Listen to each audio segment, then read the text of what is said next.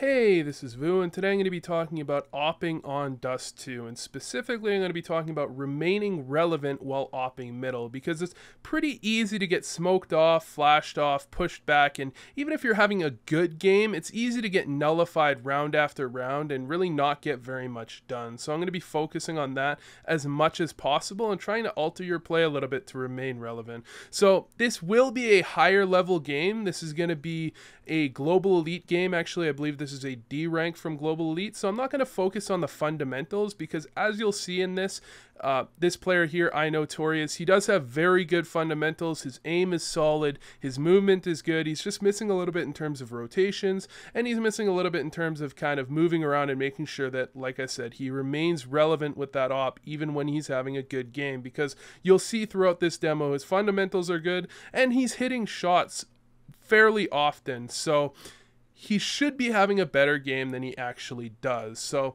heading into this one, I want to first say I'm now partnered with Boomeo, so if you want to support the channel, go down in the description below. There is a referral link there, and if you're wondering what Boomeo is a site kind of like Netcode Guides, or if you're way back in the day, one source with lots of tips and guides that you can subscribe to with professional players, a lot of high-level players on there, as well as a news hub and some great servers that I'll be talking about later. But you know what, at some point I had to sell out, and I think Boomeo was an okay site to sell out to, so that's what I just did. All right, heading into the first round here, this is where he's going to get his op for the first time in the game, I believe. Actually, this might be the second, but this is the first relevant round for him to have an op.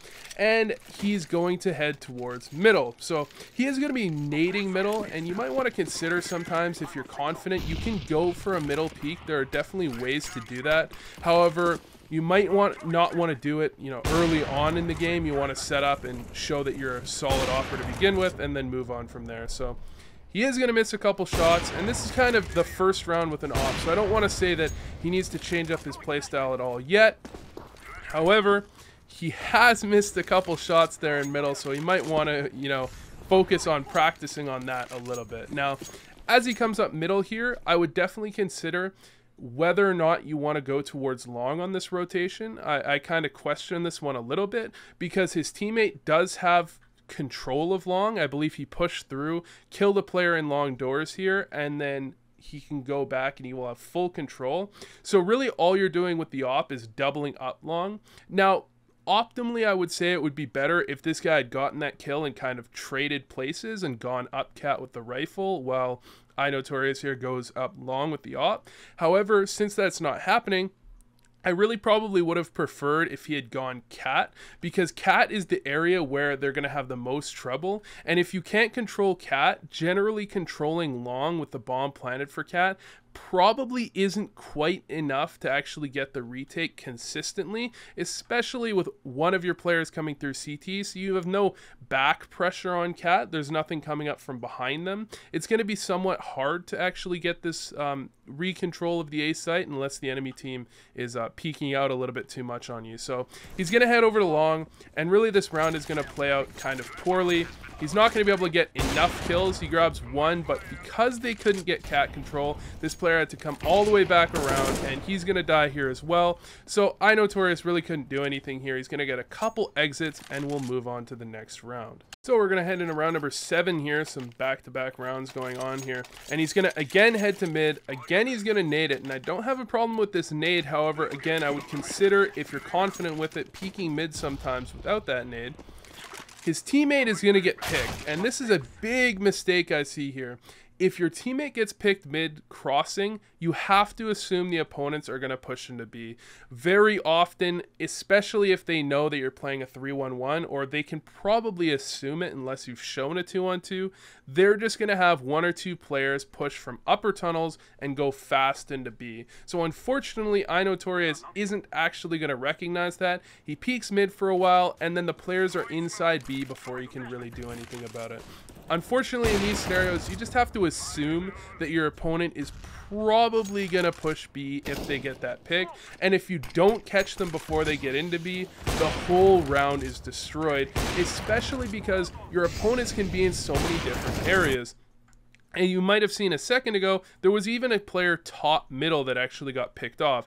The terrorist will have full control of B site and full mid control, top map control, and have a really good run of things with your teammates very out of position and a lot of nades on the board. So you have to kind of give up mid, recognize that they can fast cat if they want, and you have to go B when that happens early. However, luckily enough, he's actually going to win this round somehow because the terrorists managed to misplay it at least a little bit, and his team is going to pick this one up. So not punished too hard for that, but you will get punished by better teams by not going into B as soon as your teammate gets picked.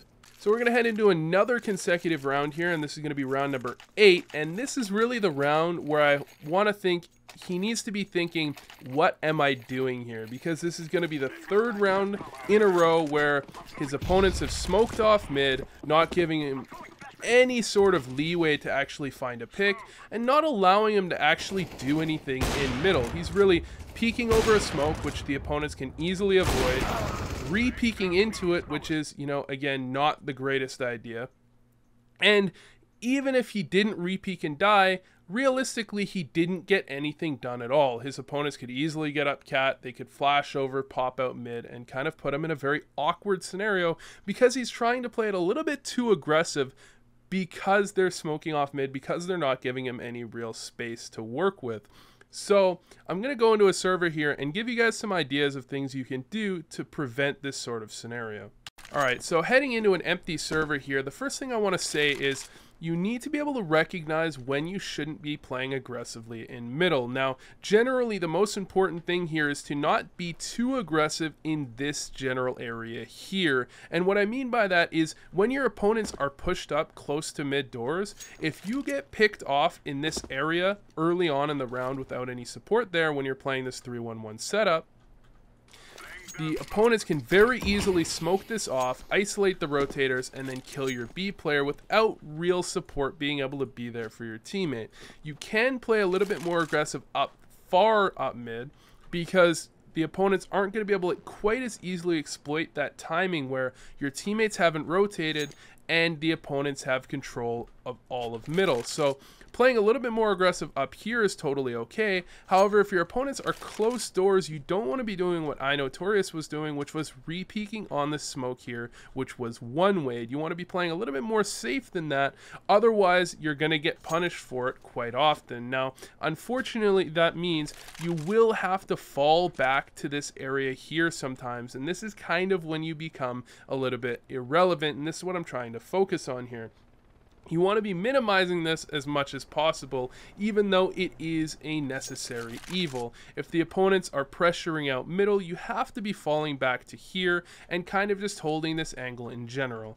Personally, I like to hold this angle a little bit as it kind of throws players off. They're strafing out and they're not ready for you, but you can hold a wide variety of angles, including window. But oftentimes you're going to have to fall back to those. So what you want to do to try and avoid that is get a little bit more aggressive up close in middle. For example, iNotorious on the first round he had an op through a smoke like that. You can oftentimes push through your opponent's smoke and just go up on this one anyways. Again, this is a very puggy play. However, you're going to hear if a player is running down middle, and if you hear him, you can kind of back up and kill him if he jumps up. And if they're running up cat, you can kind of avoid that, or you can just kind of give it up a little bit yourself if you want, and just go right back into the smoke. Now, another thing to mention, another puggy play that I like to do a lot, especially in pugs and in matchmaking, but I've definitely done this in some scrims and matches before as well. When your opponents throw this smoke in middle and they have a tendency to jump up on top of this box to get to cat, you can come up close here and play this angle. Now, of course, it's a little bit risky when you're playing against teams because sometimes they'll be coordinated enough to instantly flash over and try and catch you before you can fall off. However, if they're not coordinated like that, it's pretty much a free kill. Unless they do something crazy like flash pushing through the smoke with a P90, which has happened to me before, I won't lie. Generally, they're just going to do their standard thing, and they're going to boost up, you get a free kill, and you fall right off with an advantage and with a decent amount of knowledge as to what your opponents are doing in terms of where and what numbers they have towards cat, because you were so close up, you've been able to hear it. Now, unfortunately, the next thing I'm going to say is kind of counterintuitive, but as a mid player, you want to be avoiding mid quite often. It's very easy as the mid player to be the rotator, because that's really what the mid player tends to be, and you can try and go to different sites when you have the spawns for them. Now, this might be a little bit harder in pugs and in matchmaking if your teammates don't really want to work with you. However, generally I've found, at least at the higher levels, people recognize that oppers like to go around and try and find entries, and they will try and accommodate you if possible. So, for example, the spawns on Dust2 might not seem like the biggest deal. However, a long spawn will allow you to do a little push I quite like to do, which is to hug this wall like this, run up, and post on this corner. This works very well if an opponent thinks he has a good spawn with a rifle and tries to pop one flash over and then kind of run out, which happens very often. This spot gets me a lot of kills, and it often happens that an opper will try and peek this, and I feel like you're kind of at a weird angle, and oftentimes they're not ready for that either. Now, the trouble with this spot is it's kind of weird. It's not, you can't really double scope, but at the same time it's a little bit long for you to single scope, especially against an opper. So you have to practice this one a little bit. However, I still think it's a great angle. Of course, there's also the boost on cat. However, another one I like to do, especially because it doesn't require one of your teammates to help you with, especially because a lot of people don't recognize that they're supposed to be boosting here. They think they're boosting at the box or something crazy like that. You can actually come up and get into this corner. Now, this looks like more of a puggy matchmaking type of push. However, I've done this in plenty of scrims and matches, and it works very well. If a player is running down middle, you'll probably see his head, or at least you'll hear him, so you can back up. If they flash cat, almost every time you're able to get out of the way beforehand. And typically when people throw their flash at cat, they kind of throw it like this, or they come up like this and throw it off this wall. And almost every time you will see their shoulder at the very least before they throw their flash. So this is a very solid way to try and find some entries, and you are not visible at all from lower tunnels. So I've found great success with this one. Now, the next one and the final one I'll talk about is the B push. And I'll do this if I have a good B spawn. Come up close to tunnels here and immediately take this engagement. Now, I tell my teammate generally to try and hold a Molotov out in case they're doing a rush, and then I can just kind of fall back and try and get something done with my op from this general area. However, hopefully they're not rushing, and I can get up in this area, and then my teammate will hug the left wall as I kind of peek around like this.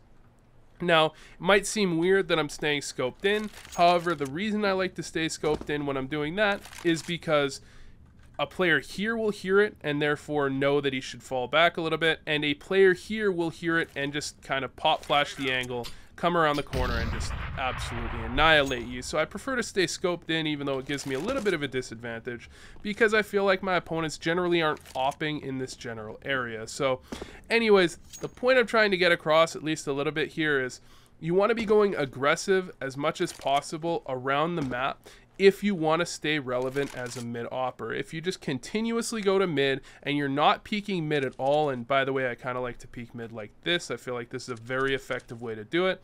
However, if you're not peeking mid at all, if you're just getting smoked off, flashback, then you probably shouldn't be playing middle. If you're a passive player and you don't really want to do these aggressions that I mentioned, you can just as easily play towards long, and you can play this car, game helper area, where you can be a very solid passive opper. You can really shut down a lot of A takes with this angle. You can support your teammate at long, and you can be really solid as a passive opper in this area. However, if you're gonna be that mid player, you need to be more aggressive, and you need to be moving around the map and utilizing that op as much as possible, both because you can get very easy picks on this map. Dust2 is very conducive to getting those entries, but also because by playing a rifler mid sometimes, you're going to throw off your opponents, and you're going to make them think, okay, I have to play this way, but now there's someone else here. You might make them a little bit lazy in terms of trying to deal with an opper at middle.